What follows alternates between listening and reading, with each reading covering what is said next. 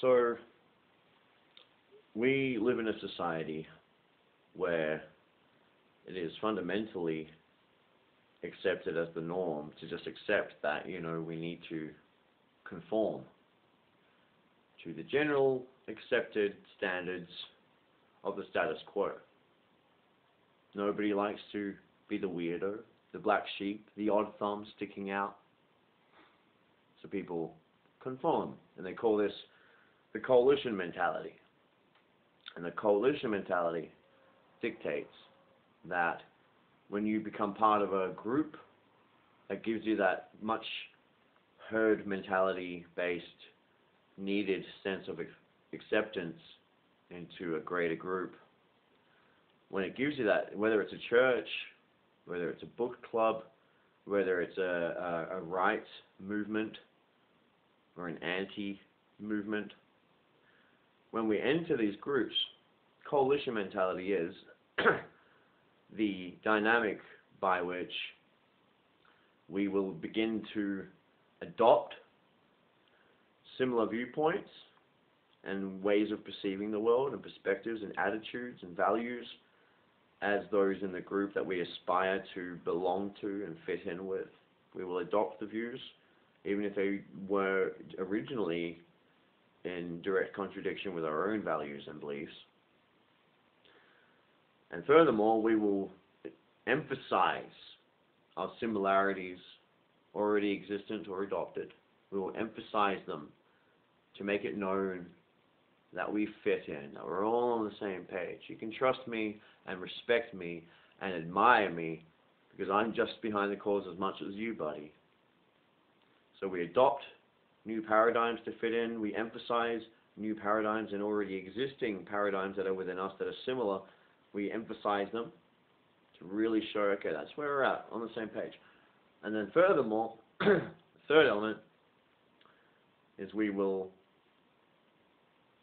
reduce or minimize the expression of any characteristics or qualities or mindsets, paradigms, perspectives, attitudes, values that don't fit in with our desired group that we want to fit in with.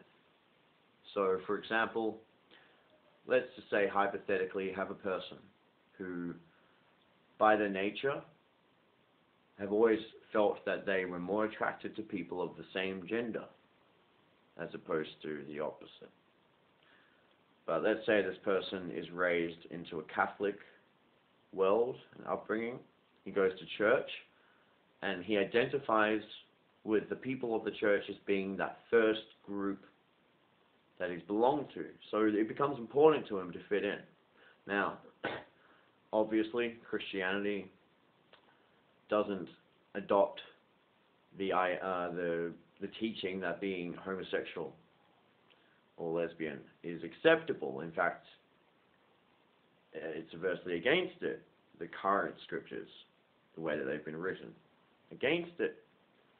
And it's been preached heavily that, to have sex with another man, if you're a man, is to sin and you'll burn in hell forever. So, you have this homosexual person that's joined this group, a coalition, a collection, alright, of people, and obviously being raised in the Catholic upbringing, he's already going to have some values and perspectives that fit in pretty well. So he'll vocalize those things that are complementary and that fit in. He'll make it very clear and emphasize and exaggerate even. And he will minimize any expression of the fact that he's attracted to people of the same gender. He might even begin, after a while, to lie to himself, to repress that contradictory truth within him, which might upset the waves of this calm and established foundation in which he can fit into a group, into a herd.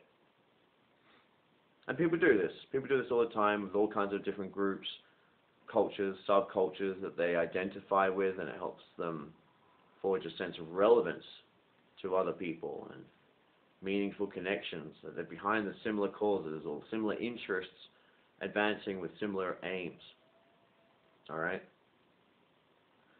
And people will make compromises in their conformity, and sometimes even sacrifice.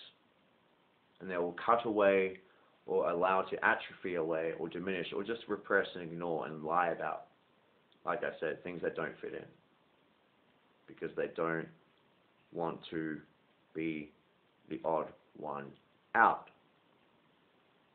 So you have this happening all the time. Now, what this talk is going to be about is focused on the idea that just like when you're breeding dogs, all right, or we'll stick with dogs, and you're making thoroughbreds, what you do is you keep setting up the dogs so that they mate with other dogs of the same species to keep that breed thorough and pure breeds, right?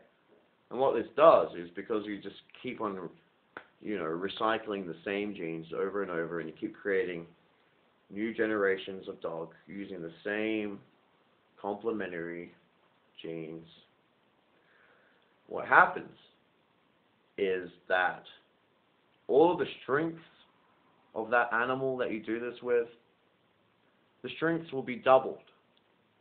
They'll get stronger and stronger and stronger. They'll get faster, more sleek, more robust, more powerful, swifter. But also, it's a double-edged sword here, because on the other side of the coin, all of the weaknesses and immune deficiencies and flaws, genetic flaws, that are also inherent in that species of dog, they too will become doubled.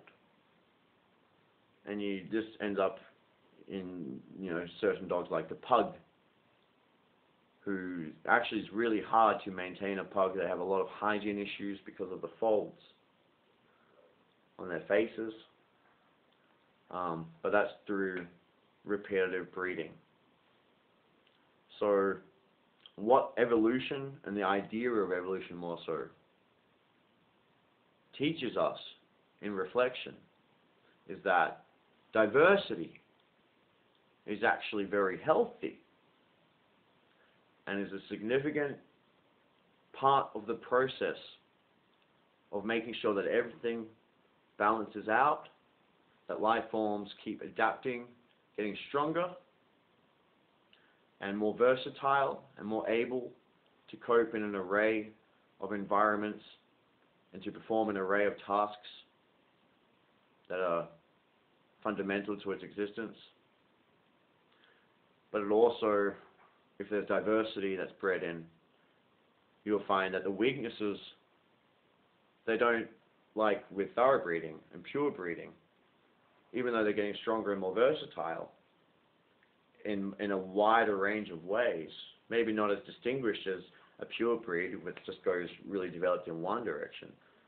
They'll be more versatile, but it doesn't match up like it does with pure breeds with the deficiencies that develop, because they're having a diverse input of genetic data. It doesn't keep doubling up the same weaknesses of the same photocopied genes on top of each other over and over. Like I said, it helps achieve a greater balance.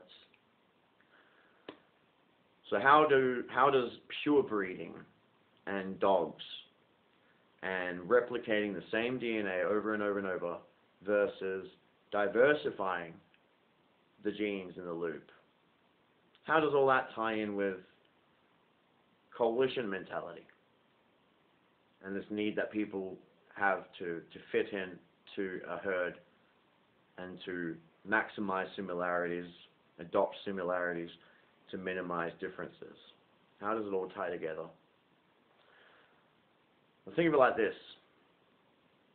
If you exist in a society that, and let's say there's two societies, and in one of the societies, let's say both societies, you give them both 1,000 years, all right, to evolve, to sophisticate, to reach a more elaborate expression of its fundamental characteristics. All right? Let's say example A. You've got people who, they're not interbreeding over and over and over and over again. This isn't about incest, but the function is similar. Let's say that these people in society number A champion, just like Hitler did with the Aryan race, they champion a very specific set of genetic traits and characteristics over others, right? So they just keep breeding in strictly matched up lineages to ensure that they keep, not breeding. See, I didn't make it about the dog thing. It's not what I'm talking about. Even I confused myself. Let's look at this as informationally. Let's look at this as culture, all right? Consciousness.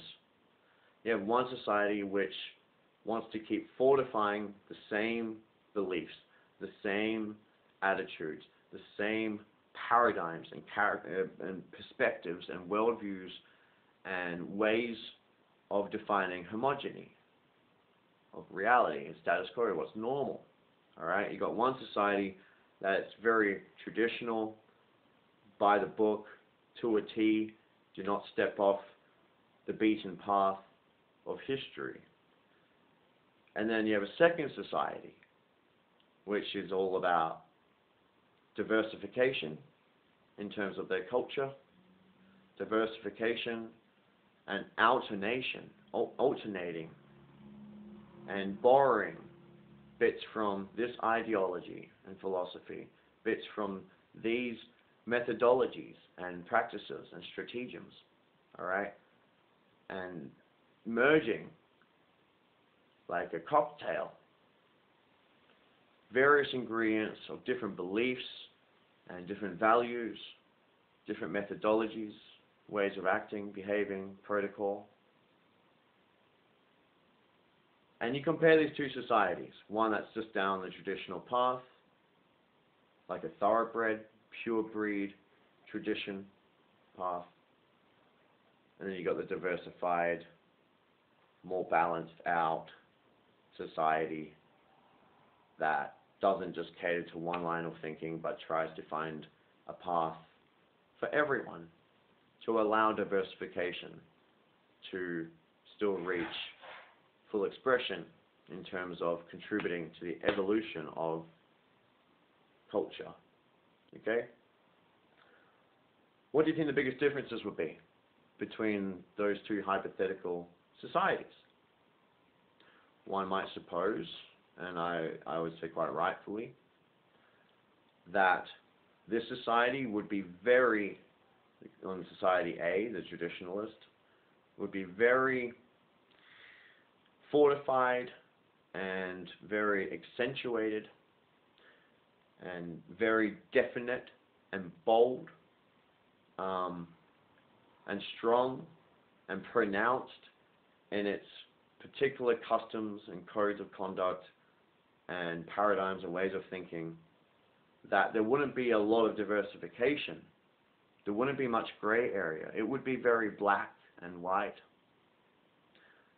But on the upside, you got the strengths that go up and you got the weaknesses. So the weakness is that there's less diversification, which means if you don't fit in with that system and it doesn't really match with your ideals, then tough luck. Then you would be forced with the whole coalition mentality thing to adapt to it, miserably so, potentially. So that's the downside, that it doesn't cater to the grays, and people exist in the gray, because we're not all the same. We're all very different. We have different wants, needs, ambitions, dreams, driving forces. But you have to go down that one road in this society. So on the upside, wherever that road leads, wherever that road takes you, whatever the end game is in terms of the result and the outcome and the produce of that one path, that produce would be quite significant, because all of tradition and all of the world's, the governing paradigms and protocols and regulating measures are ensuring that we are strengthening this one cause. Wherever that road's going, we're fucking going there. Whether it's going 100% focused on interstellar traveling, there'd be a greater chance of that being achieved in scenario 1 as opposed to the society scenario number 2, where it's more balanced overall and progress is made in many different directions a bit at a time. Alright? So society B, number 2. Alright? In that world, like I said, you wouldn't have as pronounced results in one direction, but people on the upside would be free to achieve their dream, or at least they'd have a greater chance of achieving their deepest desires and of expressing their own unique take on the world and having it being accepted and being relevant and taken on board and even maybe contributing to the emergence of new developing paradigms, because everybody's voice will be listened to in this theoretical world, society. It doesn't matter how different you are, the grey is what is considered. It's not about black and white. All the colours are taken into consideration, and pathways are designated to ensure that everyone has a place that they can call home and live quite happily in. Alright? So then you got the two basic scenarios. One is more focused on accomplishment and grand accomplishment. Grand purpose. Just that one purpose. Like an ant colony, everyone's working together, totally conformist. Individuality is wiped out or oppressed. And everyone's just working. Working like a pure breed. Miserable, sick, the bad hygiene folds thing. Like there'll be bad outcomes, there'll be negatives to this for the individuals involved. But to the breeders who bred the dogs, who benefit from the dog now being faster and better for racing and betting money on, for the people in control of this society who are designating the objectives and the goals that they want to see fulfilled by the people, the livestock, then it would be much more rewarding for them. But the actual dogs or the actual people in that society would have to just suck it up, dealing with their deficits that have developed because they've been reproducing the same ideas over and over and over, and they've become very narrow-minded and very closed off to a greater breadth of perception, perspective, and being able to hence designate appreciation and meaning to their world around them and their lives within it, because everything's just in that one path. And nothing else is going to flourish if you invest your time in it. So you would be discouraged to invest your time in it. You would just develop your narrative with that one path that's enforced upon you. Alright? And the deficit would be one that is a spiritual deficit, in terms of spirituality being this driving force that makes us want to connect with each other, love, help, and be altruistic, selfless. That makes us want to create, be creative, to share our creations, to inspire others for the betterment of the world. That would suffer, because that isn't relevant in this world. In this world, you're just pushing the pedal, going to that destination. You're doing what is strictly essential and necessary for that. Everything else you won't be rewarded for. In fact, it might even be discouraged and shunned, and people will be trained to shun you for it. So coalition mentality, you do it. And you kind of end up a bit hollow inside. But those at the top reap the biggest reward from that culture that they have used to culturize the cult of people. Alright? A group of people. Because the culture cultivates the cult. So that cult, the cult itself, the people not happy, the masters, ayo, fucking top profits. Alright, scenario 2. There might not be as taller buildings and towers and titans of industry and as many grand accomplishments empirically, superficially, technologically. But even with that said, if there is more diversification and people are allowed to express their unique signature of soul and their own style and their own wants and needs and dreams, and they're able to pursue their own path and really invest time and be rewarded for doing this in their own interests, then everybody would end up becoming a king of their own trade. Instead of everyone just trying to be a king of that trade, but the heart's not really in it, so they all end up just being jacks. Alright? Everyone would be able to develop their own unique strong suit. I don't know why I did a top hat impersonation, but strong suit.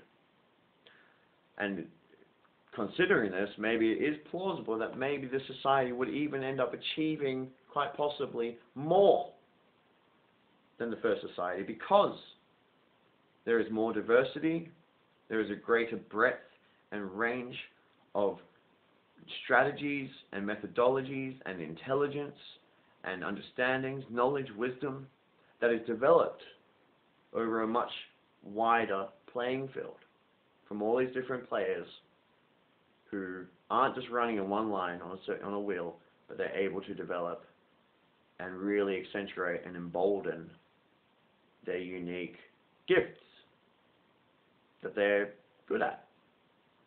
Everyone could be great at what they want to be great at. Everyone could do what feels good to do and make that thing be great.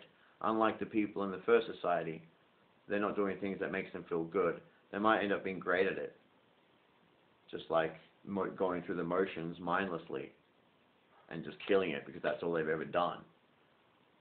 But greatness isn't always goodness, and if you're not feeling good doing something and it doesn't have a good effect on the world, like let's say that this society here is all just bent on just benefiting the people at the top and making sure that everybody is so repressed and depressed and vulnerable and fearful and reduced, retarded, rendered retarded or incapable, that they are able to uprise and change anything. So they just keep turning the cogs. These people at the top benefit in a very big way in a particular direction.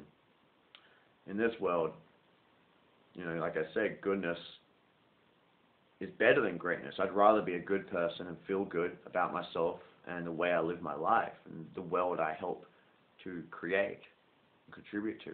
I'd rather feel good and not be so great in the sense that I've achieved great things, great,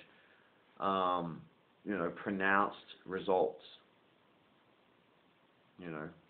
But if you're a good man and you do great things, then that's the best combination you can have. That's better than being a great man who has a bad heart and bad motivations. And there's plenty of them in society A, right? So the idea I posit to you is this: that people worry so much about judgment, about being judged by others. And it's understandable. I won't judge you for that, because it's about the ego. This world isn't short of its schemes to ensure that we really focus a lot on our ego, defining our ego, being bound to it, and then evaluating our worth and relevance in the world based on this narrative and our worth and what we've done in the past and achieved and accumulated. Ego is the basis that allows the fear and doubt and anxiety and depression to seep in, which furthermore makes it easier to manipulate us to work our whole lives doing things we hate doing so that we can jump 99 hoops and buy all these things we need to prove to someone else that we're worth mating with, right? Because it's all based on that biological imperative, that need to find a mate, procreate. It's a drive that we all, for the most part, have. So if everyone's fearful and doubtful of themselves, And then consumerism comes along and says, oh, no, it's okay, buy some nice clothes and get a cool looking car and get a comfortable house full of conveniences and entertainment. Then we'll have reason to just go down that one road on that wheel to make a few men great, just so we can essentially maybe earn ourselves by their rules, earn the reward of feeling good. I don't mean like being a good person, feeling good. I mean just feeling good because you're doing something that's making, or experiencing a phenomenon that's making you happy, fulfilled, like love, finding love. And love isn't so easy now. It's a game. It's made into a game, like I said, of all these hoops. It's fundamentally based on fear, fight or flight, and self-doubt. So we overcompensate by working half our lives or more so we can buy things to prove who we are to people. So we can wrap ourselves up in all these different impressions on the surface. So when people have a look at us, it is impressed onto them, okay, that guy, he's worth the time. I'm going to get closer to him and give him a chance at happiness. And then even then, it's not true happiness. So people worry. Going back to the point, they get fearful and anxious about being judged, about being ostracized, not fitting in with the herd, you know. And so they make compromises.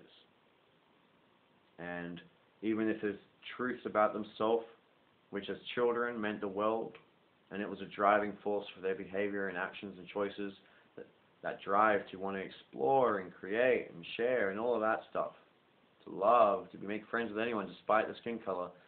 But they're raised in their culture, the culture cultivates the cult, and then maybe in some cultures they end up becoming racist because that's the appropriate and normal thing to do within the groups that they have found themselves in at that point in time.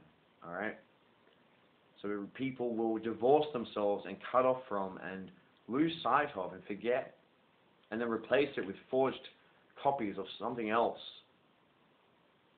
Their inner truths, what they originally knew inherently and innately, this universal understanding that binds us despite the sound of our words, color of our skin, seeming differences on the surface that children understand. They see beyond that until they're taught, okay, you got to hide this finger, you got to hide your thumb, you don't want that to stick out, and you got to emphasize this finger to those people because they're the others.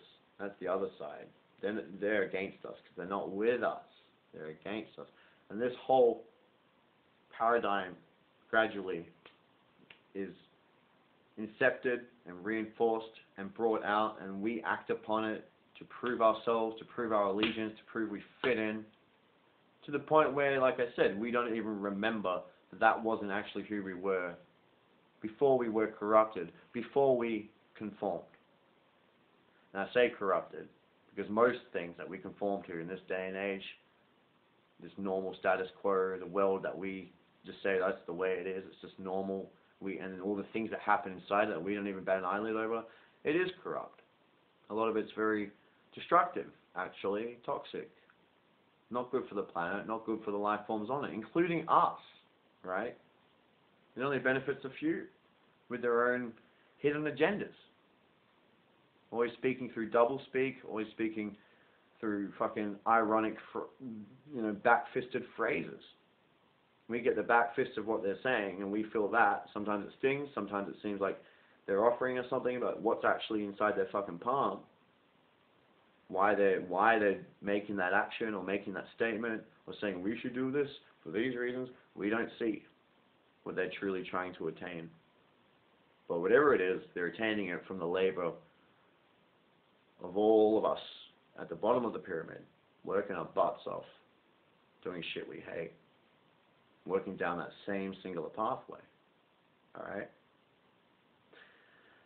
And the ultimate closing point and the message I want to impart to you, the viewer at home, and I don't mean the viewer as in a body made, an independent body, a set of eyes viewing me right now, that's made up of independent systems, that's made up of independent compounds, molecules, atoms, subatomic structures, quanta.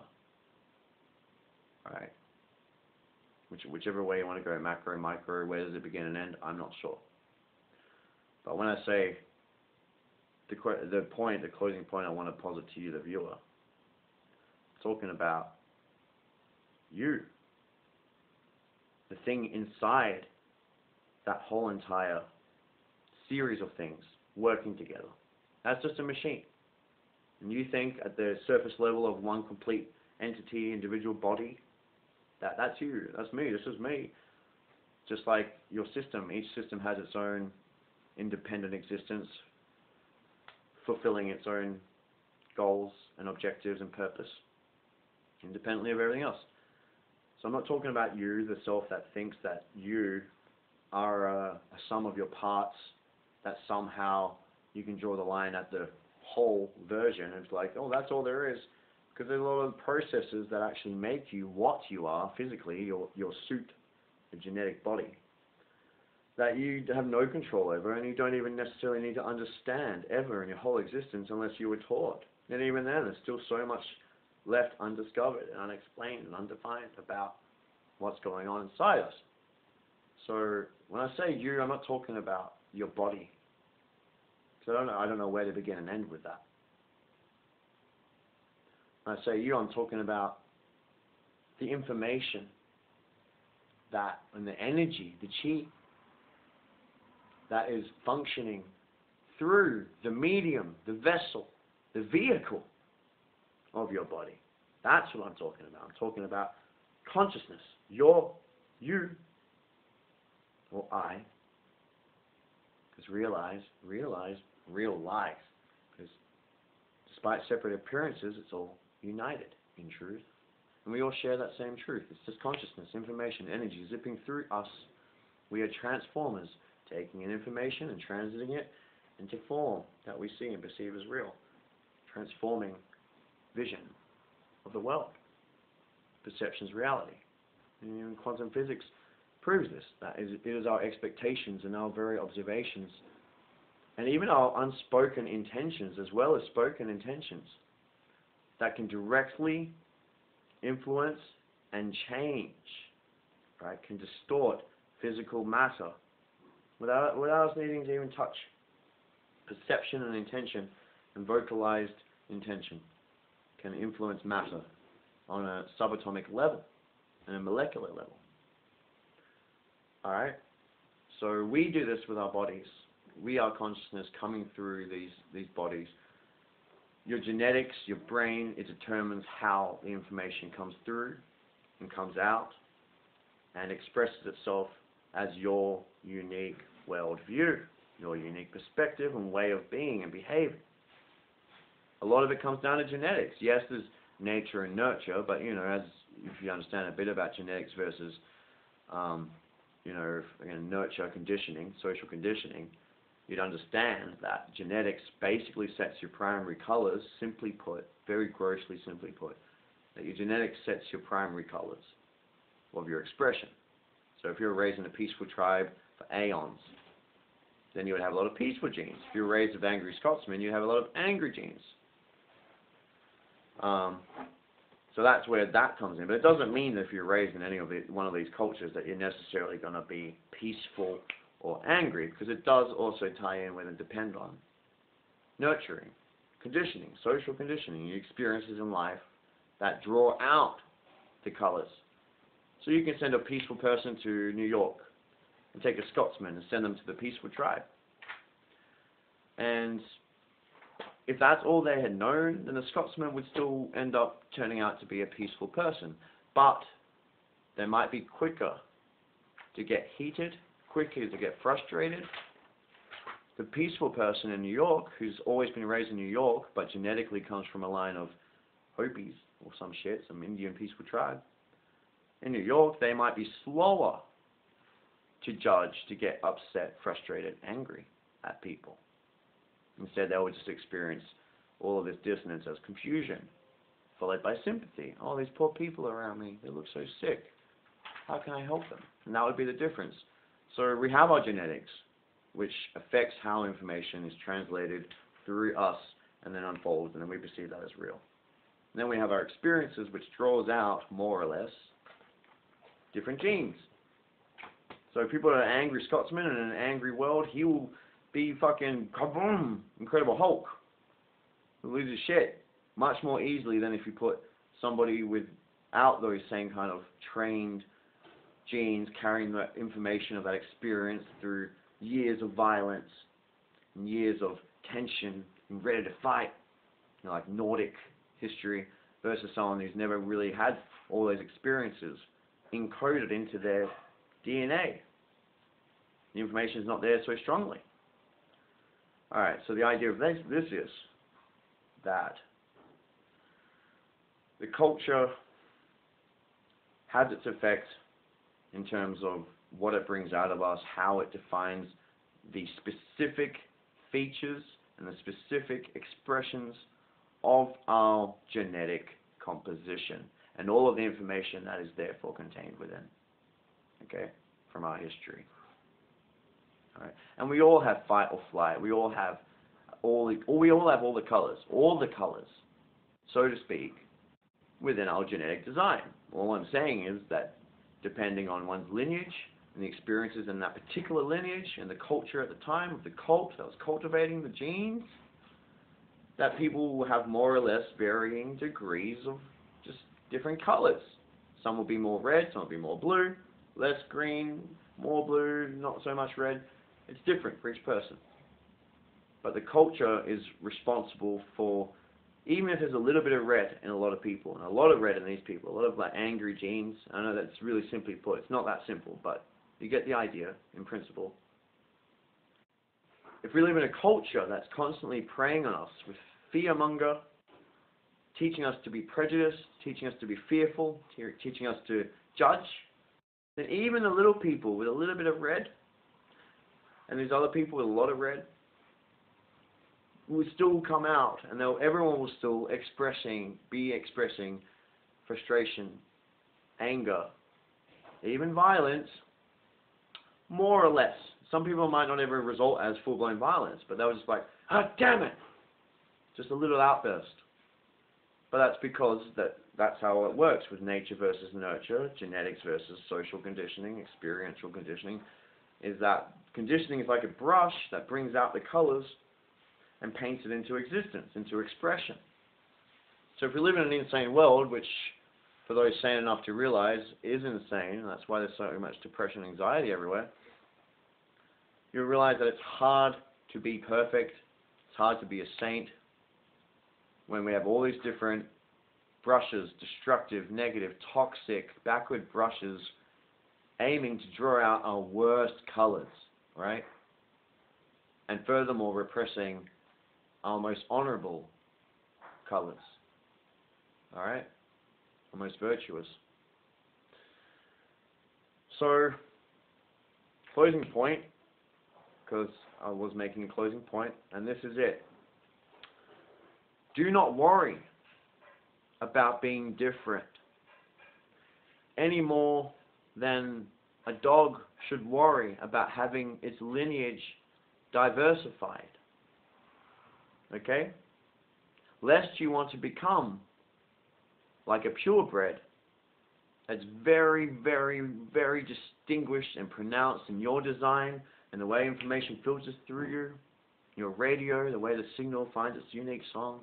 Unless you want it to be top-heavy to some extreme and then have everything else diminished to the point of it being a deficit. Yes? A deficit. Not good for you. Pug face, spiritually hollow, whatever the deficit as a result of going to extremes down one path. If you want to be the same as everyone else, and you want to sing to the same tune, and you worry so heavily about how others perceive you, and you want to follow this innate mechanism that makes us want to fit into a herd, so you minimize your uniqueness, your differences, you maximize your similarities. If you do that, you will be like the purebred. You will become an extremist in your view, in your behavior, in specific ways, but you won't generally have an overall great comprehension of versatility about you, because it's just like reproducing the same lineage of dogs over and over and over and over again to maximize the similarities and to make the deficits even more pronounced. It's the same thing. If you are literally trying to just replicate the same ideology, the same responses as everyone else, that you think, oh, that's appropriate, so I have to walk in line with everyone else and conform. If you keep conforming, that it will lead you to that purebred situation. And in case you haven't noticed, we've got a lot of funky stuff in our design, genetically speaking. So I think versatility and balancing everything, so nothing is peaking up too high to extremes and the deficits aren't going too low, I think that's a wise idea. So I would say that if you are different, if you are unique in your expression, and you find that the way you think about the world, the way you communicate your truth, often comes across as confusing or misunderstood or offensive to other people's sensibilities, does that matter? What matters more? Pleasing them so that we can keep maximizing our extremes and increasing our deficits and keep reproducing the same cultural DNA, paradigm DNA, perspective DNA, attitude DNA? In case you haven't noticed, the world isn't populated by flowery fucking attitudes that's all embracing and loving and harmonious, is it now?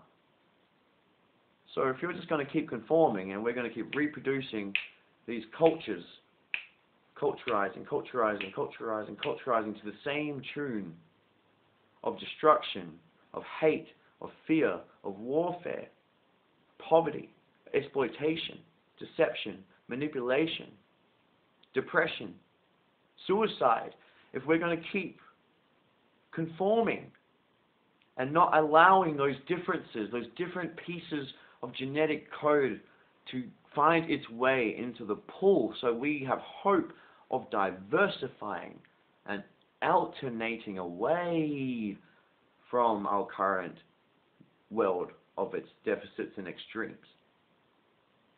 If you're not going to allow those differences to come through you and find expression and be contributed to people on a consciousness level, culturally, that's where it comes from, culture, consciousness. Yes, we have systems in place, powers that be, that tries to hammer and cut our consciousness to take form in a certain shape and to keep being homogeneous according to their end game objective motivations. Alright? Just like the pure breed masters, the dogs suffer as a result of this constant pure, like, same line being reproduced. But the masters fucking profit. Alright? So if you're going to conform, I understand, and I think you should consider this, and then understand it too. That yes, there's a reason why we're propelled to do that. We want to fit in, coalition mentality. But understanding this means that we don't have to be a slave to our impulses and make decisions to oppress our individuality, our diversity, just to appease some physical need that says you've got to minimize your differences and you've got to maximize your similarities with your ascribed culture. Alright? Being aware of that dynamic, that process, underlining that motivation to fit in, and then also being aware that we have the ability to envision something different, something new, new possibilities, and we have the ability to act on these visions. If you're aware of all of this, the forces within you genetically, but also your ability to change the culture that you live in by contributing different things to it, so that the brushes change. It doesn't keep drawing out the angry colors, violent, toxic, destructive colors. You can actually change the way the picture is drawn by changing the actual cultural brushes itself.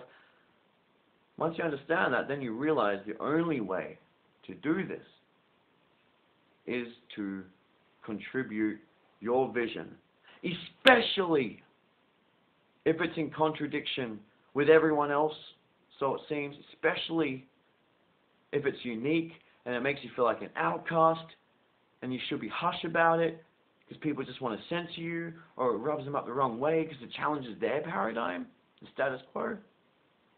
Instead of acting fearful when people judge you, when people ostracize you, repress you, even persecute you, instead of feeling anxious and miserable and that your worth isn't that high, instead think to yourself, you know what?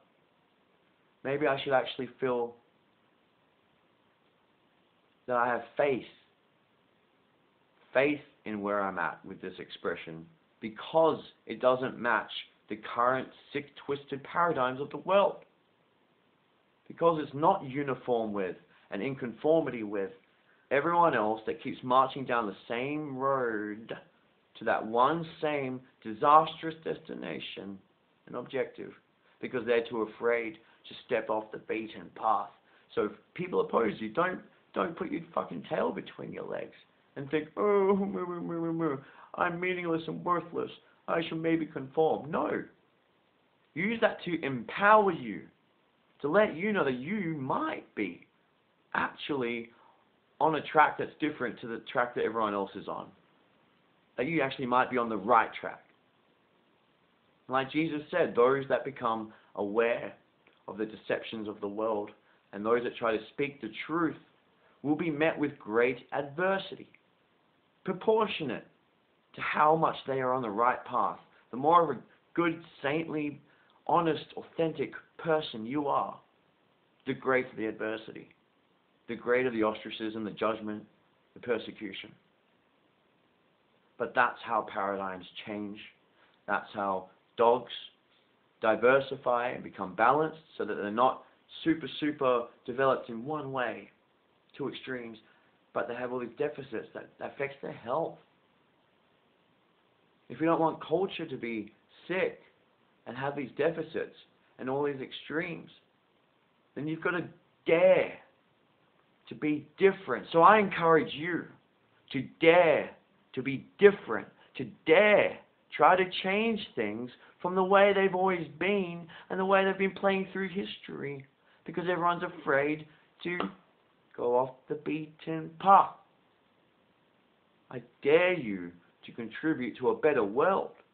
I dare you to be a better person than those at your side judging you and trying to censor you and pressure you to conform.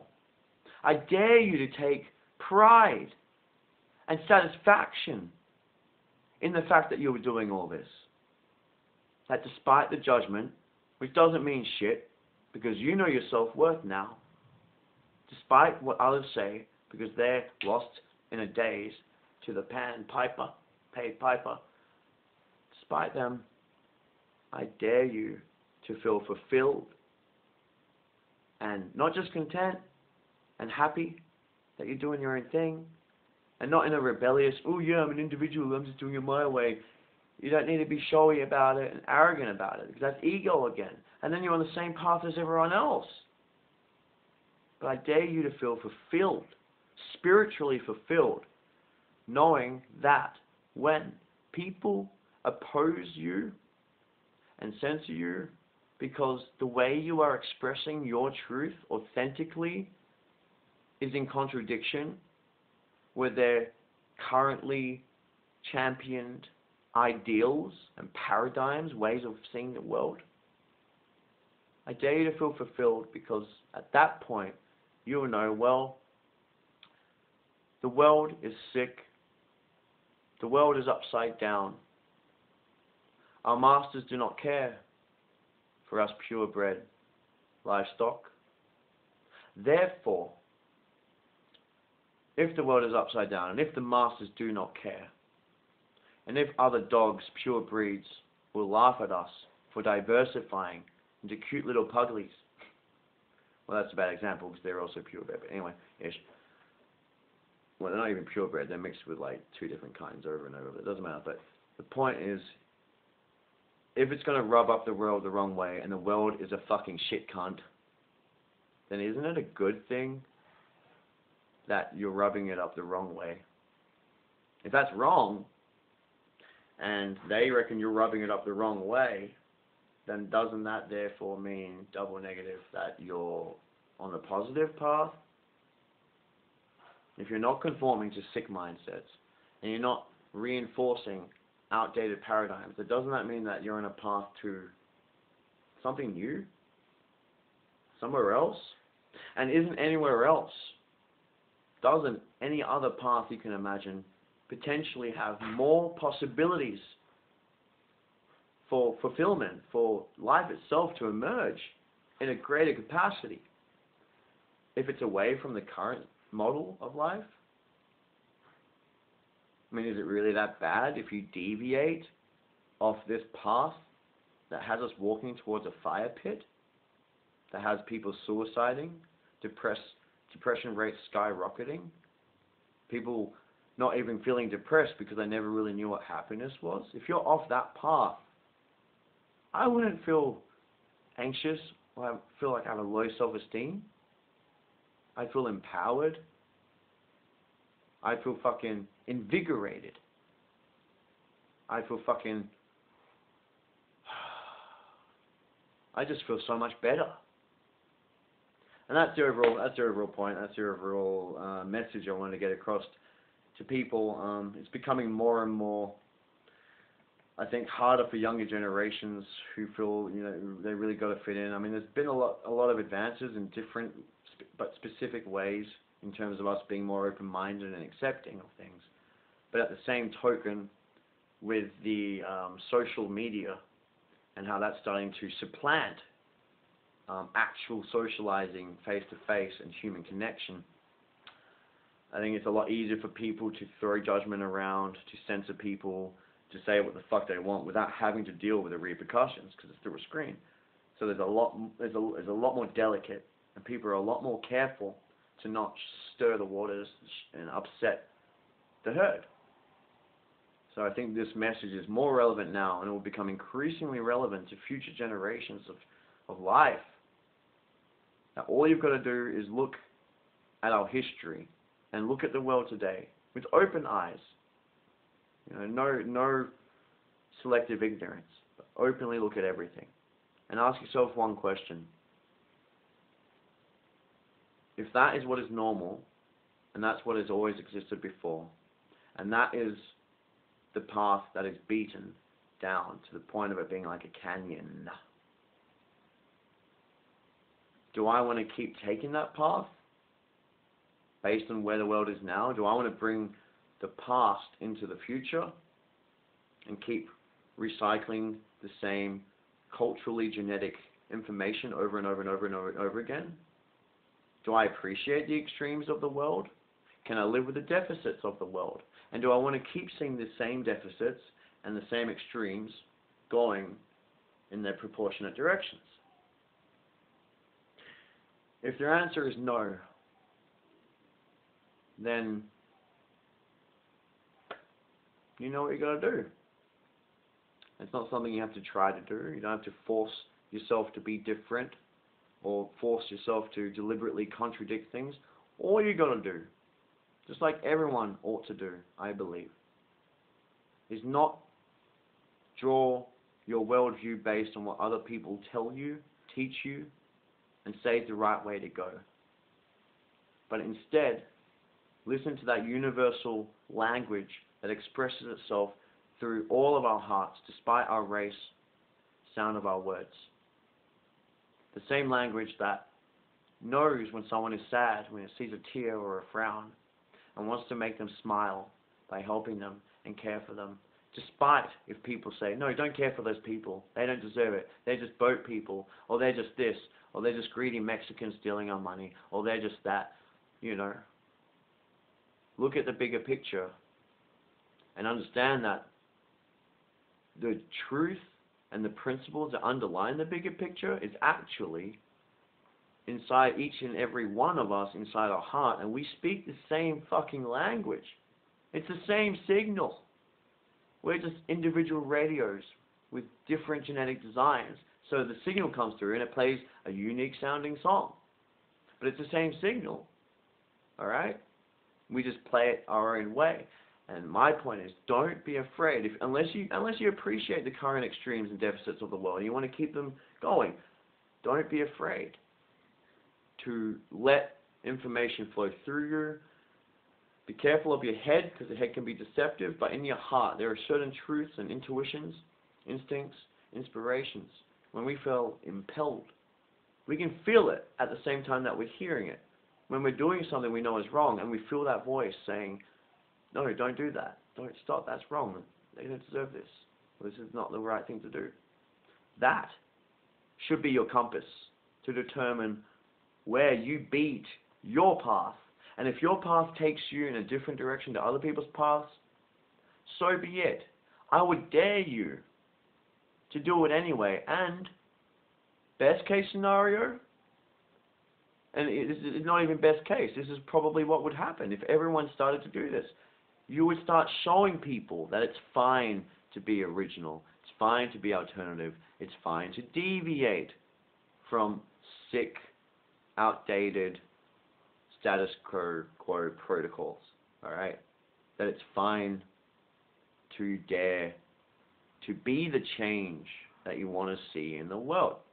And people see you openly, uninhibitedly, authentically, with passion and meaning, because you mean it. Because you're speaking from your heart. You're not just repeating some shit narrative that people have pummeled into your head and you've tricked yourself and trained yourself to cycle on. But you're saying it with passion, and people will see it. They'll see you realizing your unique expression, manifesting it unto the world. And you will inspire in them the ability to do the same, the courage to put up with the adversity that doing the same might bring upon them.